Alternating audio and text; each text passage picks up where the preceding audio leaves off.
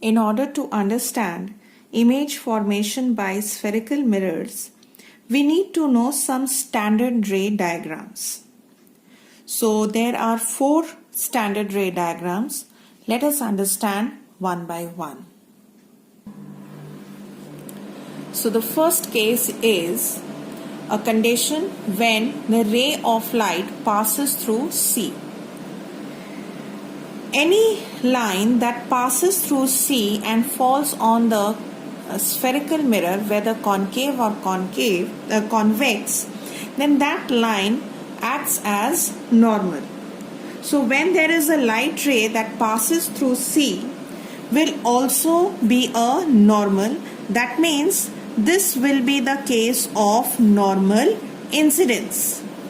That is, this ray of light is perpendicular to the surface of the mirror, and whenever this happens, the ray retraces its own path. So that is the first standard ray diagram when the ray passes through C. This one is for a concave mirror. The similar thing happens in a convex mirror.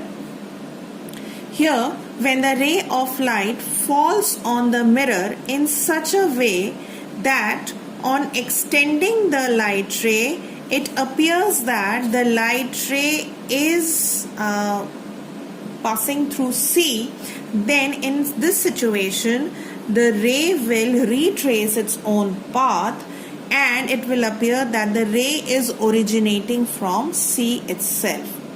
And I have told you already that the center of curvature of a convex mirror hence is called virtual center of curvature. On the other hand, the center of curvature of a concave mirror is called the real center of curvature. In this condition of normal incidence in both convex and concave mirror, since the ray of light follows the law of reflection, therefore angle of incidence is equal to angle of reflection, and both of them will be equal to 0 degree. Next is a condition when the ray is parallel to the principal axis.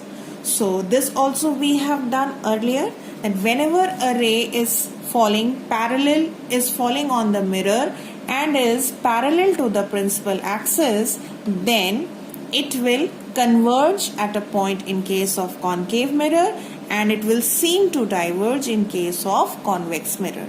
So the ray diagram goes in this manner, that there is a ray which is parallel to the principal axis and falls on the mirror.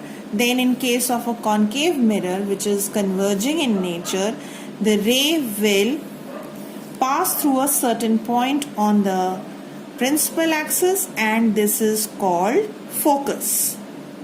I have told you that why the ray goes in this direction, the reflected ray, because when we draw normal, so the reflected ray has to be on this side of the normal, and normal always passes through C. So here angle of incidence will be equal to angle of reflection. This has already been explained to you. A similar scenario is observed in case of convex mirror also. So if a ray of light falls on the mirror in this manner such that it is parallel to the principal axis, then if I draw the normal, then the normal is supposed to pass through center of curvature. So let's say this is the normal and this is the center of curvature. So the reflected ray will go like this. Now on extending this reflected ray backwards, it will appear to come from a certain point known as focus, and therefore a convex mirror has virtual focus while a concave mirror has real focus. So this is how the second ray diagram goes. Ray parallel to the principal axis always passes through focus, and in a convex mirror the ray parallel to the principal axis appear to pass through focus. The third standard ray diagram is the reverse of the previous one. In the previous one, we considered the ray is parallel to the principal axis. That means the incident ray is parallel to the principal axis, and after reflection, in case of convex mirror, it appeared to come from F, while in concave mirror, it actually has passed through F.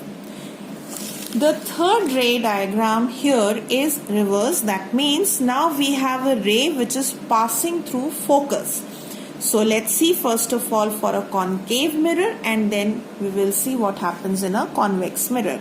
So if I assume focus to be here, then when the ray falls on the mirror in this manner such that it is passing through focus, then after reflection it will go in this way. That means it will become parallel to the principal axis. So this is just the opposite of the second case. Similarly, for a convex mirror, if suppose the virtual focus of a convex mirror is here, then if it appears that the ray is appearing to originate from F in this way, then after reflection, I'm sorry children, the diagram, this ray is directed in this way because this is the incident ray. So if I have a incident ray that appears to pass through focus, then after reflection it will also go parallel to the principal axis in this manner. So case number 2 and case number 3 are opposite of each other. And now comes the last one, a situation when a ray falls at pole, that means at P. So let's see what happens in case of concave mirror first of all. Whenever a ray strikes the mirror at pole, then the principal axis acts as normal and the reflected ray follows the laws of reflection in this way, such that the angle of incidence is equal to angle of reflection. In fact, this law of reflection holds true under all situations. And a similar diagram we obtained for a convex mirror also. So here again, if the ray falls in this manner, principal axis acts as a normal and the reflected ray will go in this way. So angle of incidence is equal to angle of reflection. So these are the 4 standard ray diagrams which we will be using for drawing the ray diagrams for spherical mirrors. However, it has been told to you many a times that in order to obtain image, we need only 2 rays, so that we get a point of intersection for obtaining image. So out of these 4 ray diagrams, we may use any 2 of these, and it depends on your choice. It is not compulsory that the ones which are used in the book, those ray diagrams only we will be taking. We can choose any 2 of them and we can get all the ray diagrams.